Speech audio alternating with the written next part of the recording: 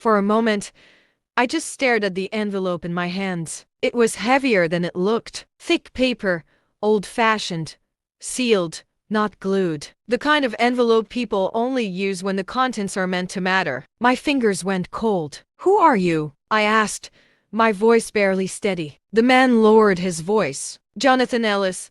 I was your grandmother Eleanor's attorney." That name hit harder than applause ever could. "My grandmother passed away years ago," I said. "Why now?" His eyes flicked toward the stage, where my father and sister were still smiling for cameras. "Because this is the night your family finally showed the world who they are." Then he added quietly, "And who they think you aren't." Before I could ask another question, he pressed a business card into my palm and walked away, disappearing into the crowd like he'd never been there at all. Around me, people laughed. Glasses clinked. My mother posed for photos like she'd personally earned every one of my sister's achievements. No one noticed the girl at the back table gripping an envelope like it was oxygen. I didn't open it yet. Something told me this wasn't meant to be done under chandeliers and judgment. I slipped out through a side hallway near the service entrance. The noise dulled instantly. The carpet was thinner back here, the lighting harsher. This was the part of the plaza guests weren't meant to see. Funny,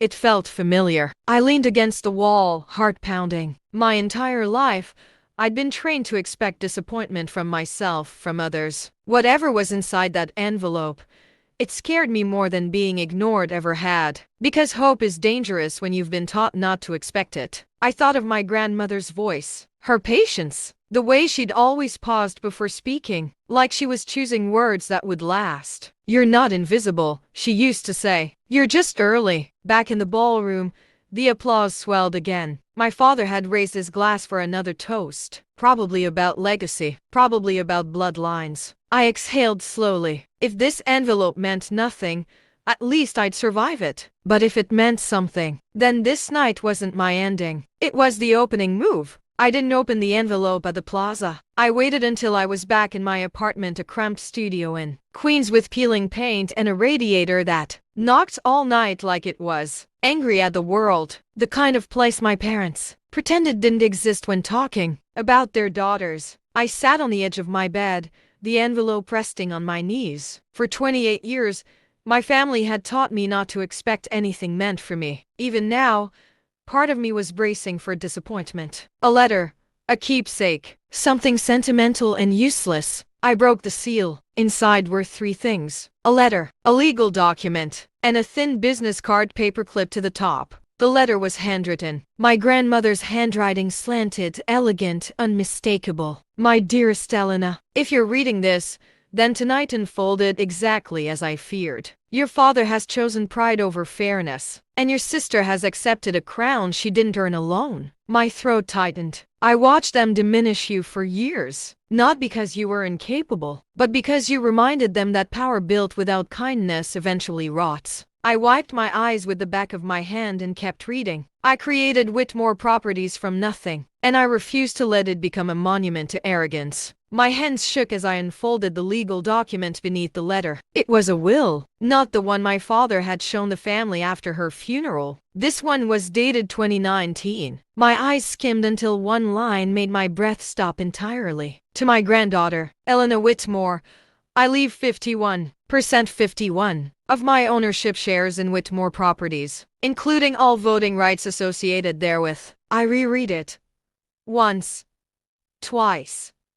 3 times. 51%. Control. The room felt too small, too quiet. My ears rang like I'd just been standing too close to an explosion. Tucked at the bottom of the page was a clause written in bold. "This bequest must be formally asserted within 72 hours of receipt, or it becomes void." 72 hours. My phone buzzed. Unknown number. I answered with trembling fingers. "Elena," the voice said calmly, "this is Jonathan Ellis. If you've opened the envelope, then we're officially on the clock." My stomach dropped. "What happens if I do nothing?" I asked. A pause. "Then your father keeps everything," he said, "and your grandmother's last wish dies quietly." I looked at the will again, at my name printed where it had never belonged before. For the first time in my life, the door wasn't just open. It was waiting for me to walk through, and I had 3 days to decide if I was brave enough. I didn't sleep that night. Every time I closed my eyes, I saw the words 51% floating behind my eyelids like a dare, control, power. The same things my family had spent my entire life making sure I never touched. By morning, the shock faded. Something sharper replaced it. Clarity. At work, nothing had changed on the surface. I still sat at my small desk outside the executive offices. Still answered phones no one bothered to greet me on. Still made copies for people who called me sweetheart, because learning my name felt like too much effort. But now, I was watching with different eyes. While executives whispered in hallways, I noticed patterns. Who deferred to whom? Who hesitated before agreeing with my father? Who went silent when Miranda spoke? I'd spent years being underestimated. Turns out, that made me invisible in the most useful way. During lunch, my phone buzzed. Jonathan Ellis. We need 2 board members willing to sign an emergency meeting request. 2. I stared at my screen. Panic rising. I wasn't a board member. I wasn't powerful. I was the girl who refilled the printer paper. Then I remembered my grandmother's voice. People reveal themselves when they think no one important is listening. I thought of Margaret Cole, one of the longest-serving board members. She'd once watched my father scream at a junior analyst until the man quit on the spot. She'd looked disgusted. I'd noticed. Then there was Richard Hale. He'd tried to propose a sustainability initiative years ago. My father shut him down publicly, laughed. I typed back, me.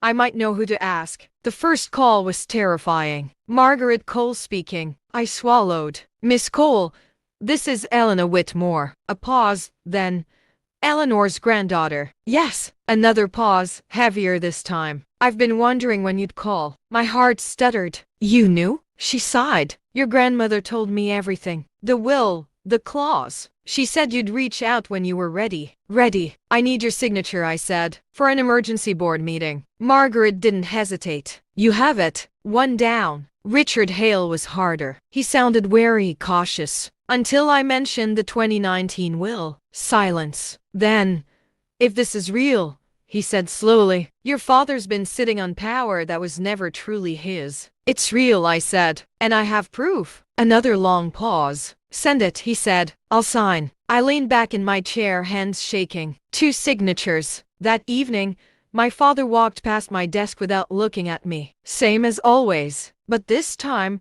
I knew something he didn't. For once in my life, I wasn't behind. I was 3 moves ahead. By the end of the day, the meeting was scheduled. Friday, 9 o'clock a.m. executive boardroom. No announcement, no warning, just a formal notice sent by legal, dry, unavoidable, impossible to ignore. I watched the email go out from my computer. My hands were steady. That was new. The next morning, my sister stopped by my desk for the first time in months. She leaned casually against the partition. Perfectly tailored suit, perfect smile. Dad says there's a board meeting Friday, she said. Any idea why? I shook my head. No clue. It wasn't even a lie. I truly didn't know everything yet. She studied me for a second, eyes sharp. Then she laughed lightly. Well, whatever it is, it won't affect you. Enjoy the quiet while it lasts. She walked away. I sat there, staring at my screen, replaying her words. While it lasts. That afternoon,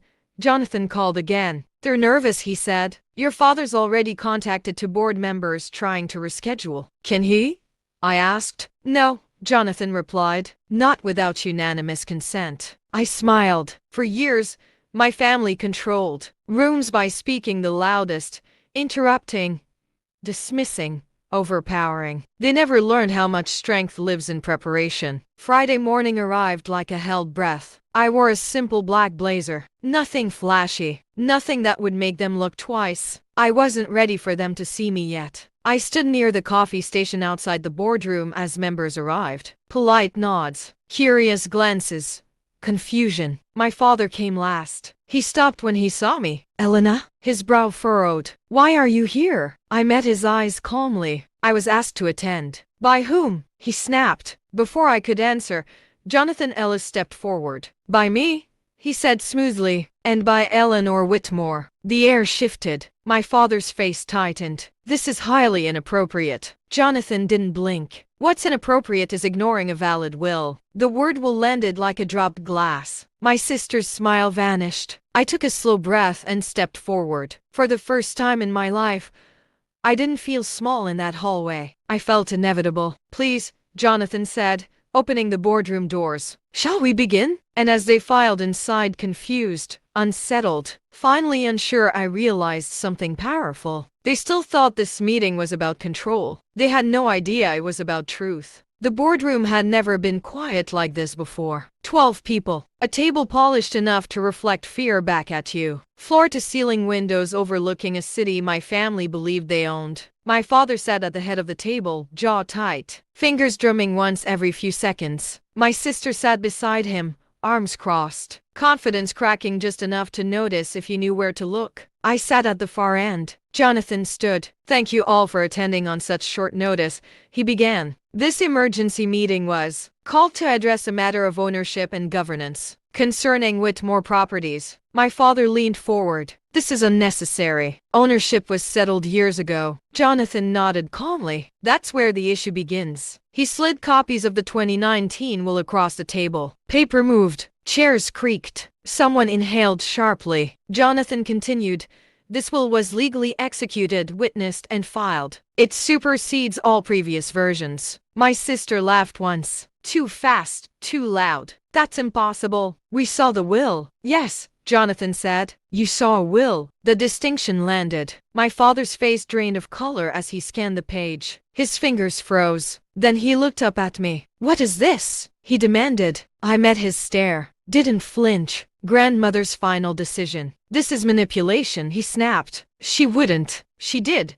Margaret Cole interrupted. Her voice was steady. Final.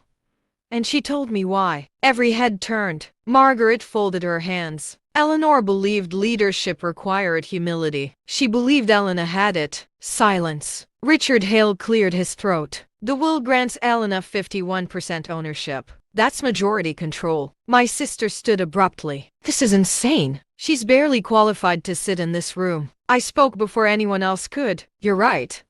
I said evenly. You never qualified me. You never trained me. You never gave me access. I leaned forward slightly. But you also never stopped me from listening. My father slammed his hand on the table. This ends now. Jonathan didn't raise his voice. Actually, it begins now. As of this meeting, Elena Whitmore is the controlling shareholder. The words echoed. I felt it, not triumph, not revenge. Relief. For the first time in my life, the truth was louder than them. And they couldn't interrupt it. The boardroom felt smaller than it should have. The polished walnut tables suddenly a battlefield. My grandmother's portrait seemed to watch from above the fireplace. Her eyes sharp, approving. I stood, portfolio in hand, my heart hammering, but my voice steady. I will not discuss my reading ability. I will not defend myself against years of judgment. I am here to present the facts. I placed the will on the table. Silence hit like a wave. Gerald's face drained of color. Miranda's carefully maintained mask of perfection faltered. This is the last will of Eleanor Whitmore, I said clearly, letting each word land. It grants me 51% of Whitmore Properties shares with full voting rights. My grandmother made this decision with full knowledge of my father's treatment of me and my capabilities. Gerald tried to speak, but I raised my hand. Please, let Mr. Ellis confirm the authenticity. Jonathan Ellis stepped forward, calm, authoritative. I can confirm this will was executed September 12, 2019, witnessed by 2 independent notaries, and is legally binding. It supersedes all previous documents. Murmurs rippled. Gerald's jaw worked, but no sound came. Miranda's face went pale. Her hands fidgeted. I pulled out the 2018 board meeting recording. Here is evidence that Gerald attempted to reduce my grandmother's voting rights to 10%. He failed, thanks to 2 votes, including my grandmother's. This proves she was of sound mind in protecting her legacy and me. I pressed play. The room filled with Gerald's own voice. She doesn't understand modern business. I propose reducing her shares. The recording ended. Silence. Absolute. Gerald's hands trembled on the table. I met his eyes. You marginalized me.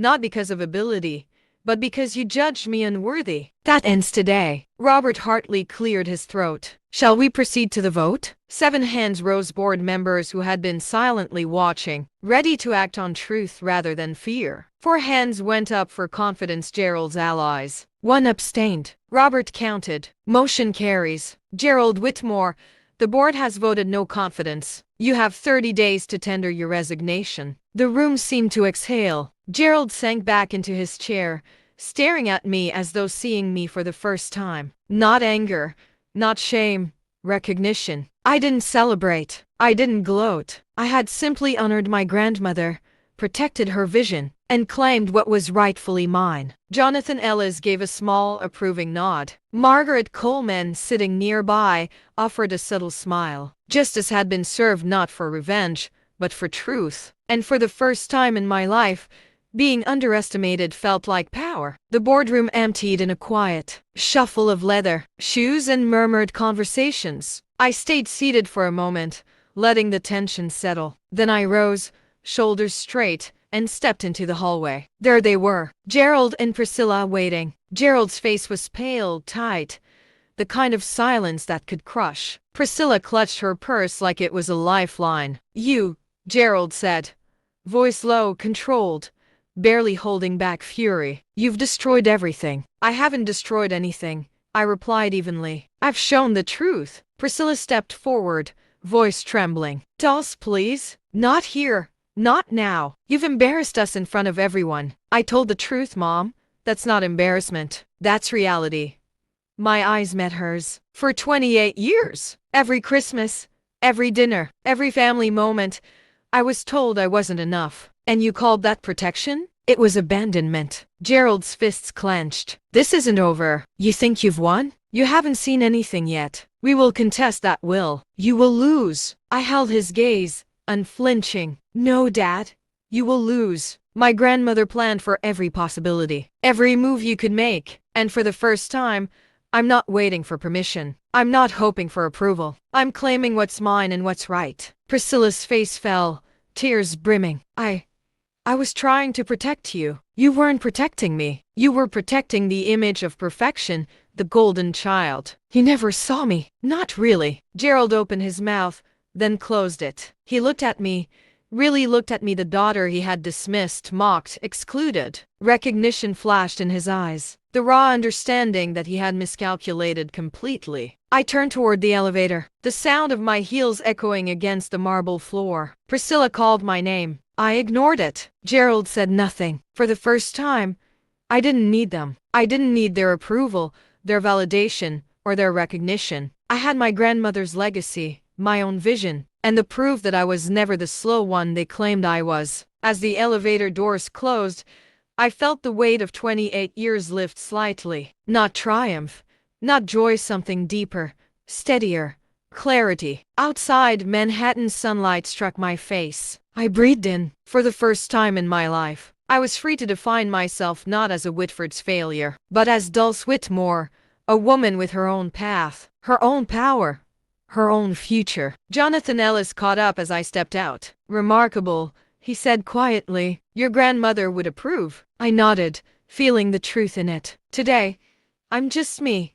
Tomorrow, we see where this goes. And for the first time, I looked forward, not back. The elevator doors closed behind me, sealing out the tension of the Whitmore boardroom. In my apartment, I finally dared to open the heavy wooden box my grandmother had left for me. Dust motes danced in the afternoon sunlight as I lifted the lid, revealing a collection of envelopes, a small leather-bound journal, and a faded photograph of her younger self, smiling at a life full of secrets. The first envelope was labeled in her precise handwriting, for Dulce. When the time comes, I opened it, hands trembling slightly, and pulled out a stack of papers, legal documents, wills, and notarized letters. Every move Gerald and Priscilla could make to challenge my inheritance had already been anticipated, countered, and neutralized. But it wasn't just paperwork. There were letters addressed to me personally. One read, My dearest Dulce, if you're reading this,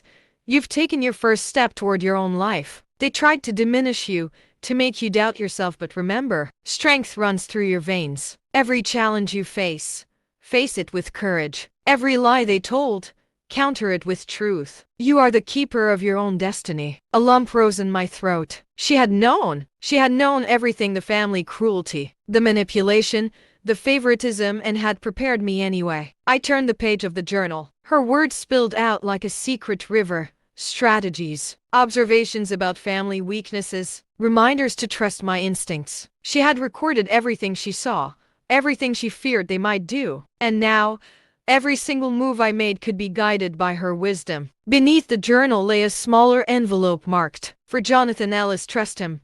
I smiled faintly. My grandmother had always understood that allies mattered, even if blood ties failed. But the final item made my heart skip a beat, a small key wrapped in a note. "This opens the cabinet in the study where your real inheritance waits. Not money, but power, knowledge, leverage.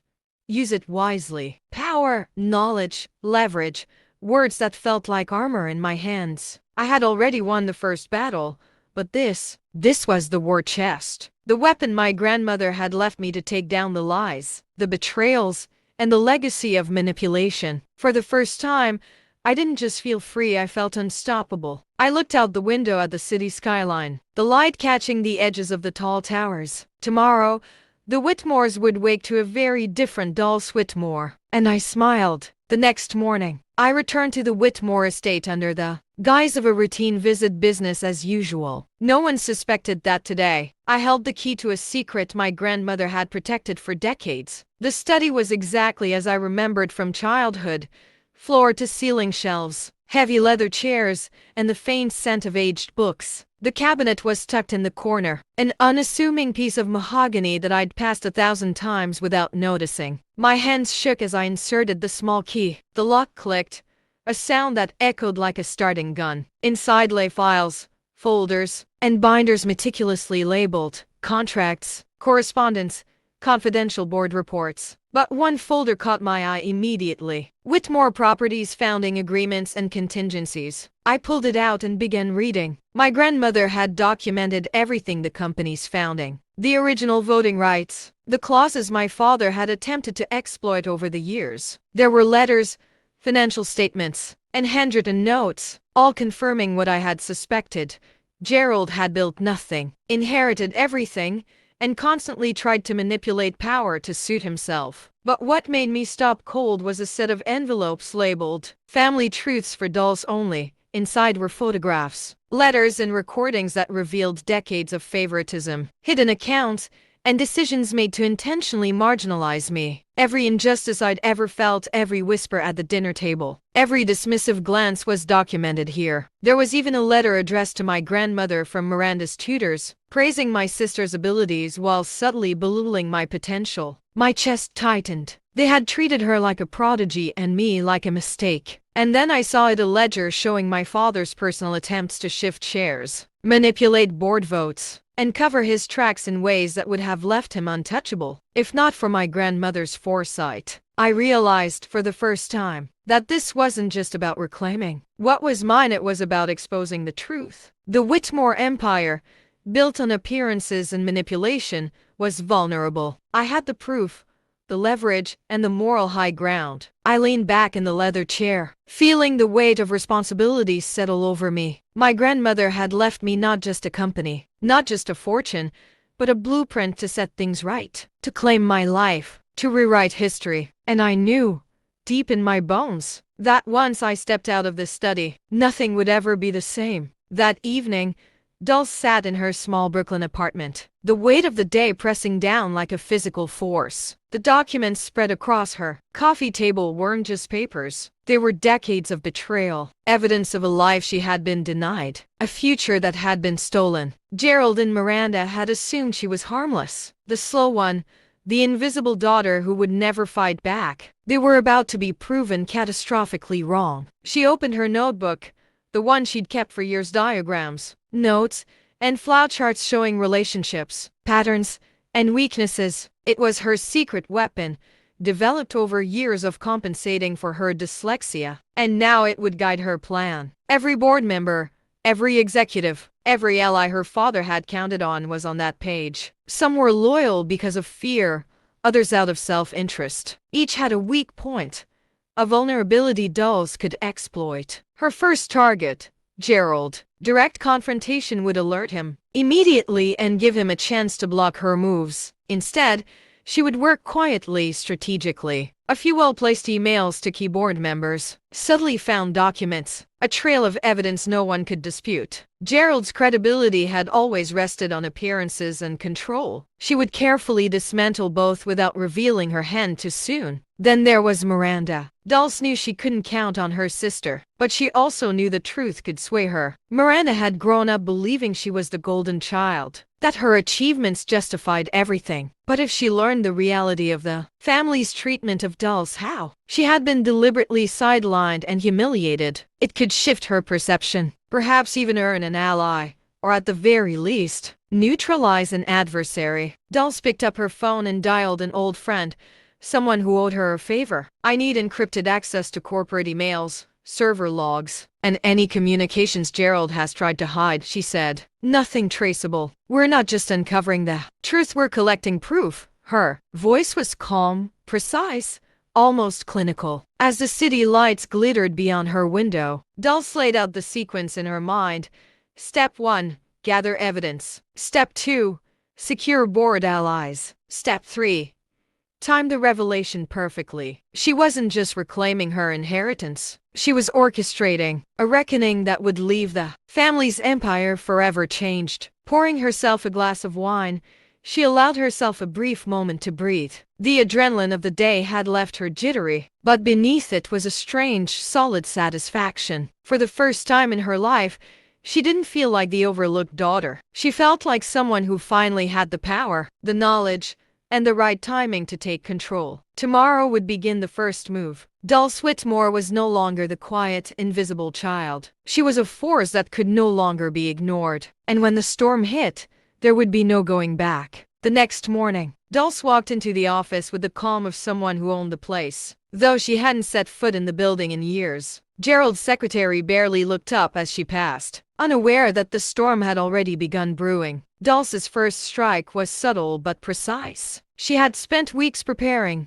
anonymous tips, carefully worded memos, and accidental leaks that painted Gerald as reckless and careless in front of the board. Every step was calculated to raise doubt without ever revealing her identity. By mid-morning, whispers began to circulate. Board members started calling each other, their voices hushed but tense. One of Gerald's closest allies, someone who had always prided himself on loyalty, suddenly looked uneasy, flipping through emails that appeared out of nowhere, emails showing poor judgment, mismanaged funds, and decisions that directly benefited him at the expense of the company. Dulce watched from a corner calf, her laptop open, fingers poised over the keys. She didn't need to confront them. The seeds of suspicion she'd planted were already sprouting. The more they questioned Gerald, the weaker he became in their eyes. She had anticipated every counter move, every excuse he might offer, and had already prepared preemptive evidence. That made it impossible for him to defend himself convincingly. Meanwhile, Miranda called Dulce's cell. Dulce ignored it. The past few days had taught her one thing: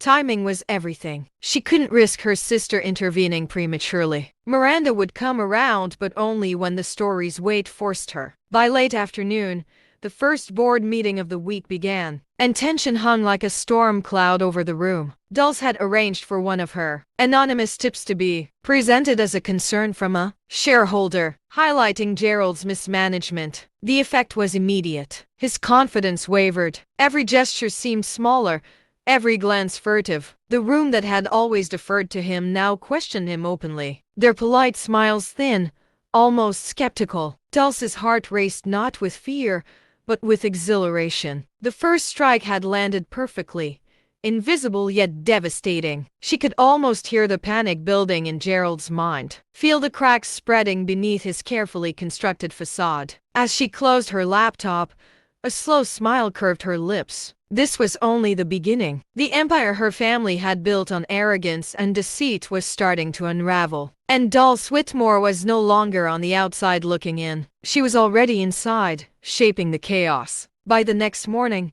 Gerald sensed the first real tremors beneath his feet. The whispers from the board had grown louder overnight, and even his closest allies were avoiding direct eye contact. He had always thrived on control, on knowing every move before it happened, but now, the rules of the game had shifted, and he didn't know how to respond. Dulce didn't make herself visible, but she watched everything unfold like a predator circling its prey. Every hesitant glance, every stammered excuse Gerald offered, was feeding the fire she'd ignited. She had meticulously orchestrated this. A small leak here, a carefully timed email there, and now, the man who had once intimidated an entire room was unraveling under the weight of his own arrogance. At a high-level meeting, Gerald tried to assert authority, waving away concerns with practiced charm, but the charm didn't land. Numbers that had seemed solid yesterday now looked shaky. Projections suddenly questioned, and a subtle unease rippled through the boardroom. The questions weren't aggressive, but their implications were lethal. Every doubt planted by Dulce was now taking root. Gerald's phone buzzed constantly, with calls he ignored and messages that only made the cracks more visible. He had been blindsided. The game he thought he controlled was slipping from his fingers, and for the first time in decades, fear edged into his eyes. Meanwhile, Dulce orchestrated a second wave. Anonymous financial audits, inconspicuous but damning reports, and discreet reminders of past mistakes that no one could ignore. Each move was invisible to Gerald, but to the board, it painted a portrait of incompetence so vivid it was almost impossible to defend. In the quiet of her apartment, Dulce allowed herself a rare moment of satisfaction. This wasn't about revenge for the sake of anger, it was precision. Justice wrapped in patience. Every hour, every detail, had been calculated to dismantle the empire built on arrogance and deceit. Yet, she knew better than to celebrate prematurely. Gerald was desperate, and desperation made people dangerous. The next moves would be crucial. If she miscalculated now, he might regain some foothold. But if she kept him off balance, the fall would be inevitable. By evening, Gerald was already making mistakes in public, snapping at colleagues, sending panicked emails, and exposing cracks in his leadership. The board's confidence was eroding faster than he could repair it. Dulce's work was silent, unseen, but merciless. She was no longer the outsider, she was the force shaping his downfall. And she smiled, knowing the real storm was still ahead. By midweek, the boardroom had transformed from a place of corporate politeness into a battlefield of silent suspicion. Gerald tried desperately to regain composure, but the cracks were too deep. Emails he sent in haste contradicted each other. Meetings he called were met with polite but pointed silence. Every step he took seemed to land him further into a trap he couldn't see but could feel. Dulce, meanwhile, remained a ghost in the background, orchestrating every subtle move with precision. She had no need to confront Gerald directly. His own arrogance and miscalculations were now doing the work for her. Every whisper, every questioning glance, every raised eyebrow among the board members was a drumbeat in her symphony of collapse. The final piece fell into place on Thursday afternoon. An unexpected audit report landed on Gerald's desk, anonymous but thorough. It revealed a cascade of minor financial irregularities that, together, painted a portrait of incompetence impossible to ignore. Gerald froze, staring at the pages. Panic seeped into his veins. His carefully constructed faud was crumbling before his eyes, and for the first time, he understood the depth of the threat. By evening, Dulce made a calculated appearance at a charity gala where Gerald's name was prominent. No one noticed her approach, she blended perfectly into the crowd. But every subtle question she asked of board members, every insight she casually offered, was a seed planted. The board's doubts grew, not from her words but from the shadows her presence cast. Gerald, seated at the head table, tried to smile, tried to command attention, but it was hollow. He could feel the tide turning, knew instinctively that the balance of power had shifted. Back in her apartment later that night, Dulce allowed herself a small, quiet celebration, not of revenge, but of justice served with meticulous care. Gerald's downfall wasn't dramatic, it was surgical. He still had pride, still had defenses, but those walls were now brittle, ready to crumble under the weight of truth. Yet Dulce remained cautious. Gerald was dangerous, unpredictable, and cornered animals were the hardest to contain. She reviewed her notes, her timelines, her backup plans. Everything had to remain perfect. One misstep could give him a chance to claw back. The following morning, the board convened for an emergency meeting. Gerald walked in, head held high, but the atmosphere was icy. Questions were sharper, voices more assertive, and for the first time, Gerald realized he wasn't leading, he was being led. Every decision he made was second-guessed, every answer scrutinized. The empire he had built on fear and charm was now teetering on the edge. And Dulce, she watched from a distance, invisible yet omnipresent, a shadow that had reshaped the battlefield. The storm was no longer coming, it had arrived. November 2024. 2 months had passed since I became strategic advisor and majority shareholder of Whitford Properties. The office that once ignored me now had my name on a small plaque outside the conference room. A title couldn't erase the past, but it was proof I was no longer invisible. Each morning, walking through the glass doors, I felt my grandmother's legacy in every polished surface, every whisper of deals made and broken. Employees who once dismissed me now offered cautious respect, some even admiration. Those who underestimated me learned quickly that mistakes like that came with consequences. That gray, rainy morning, my phone buzzed. A message from Miranda. "Can we talk? I want to understand your approach. No arrogance. No judgment, just curiosity." I paused, then typed a time and place.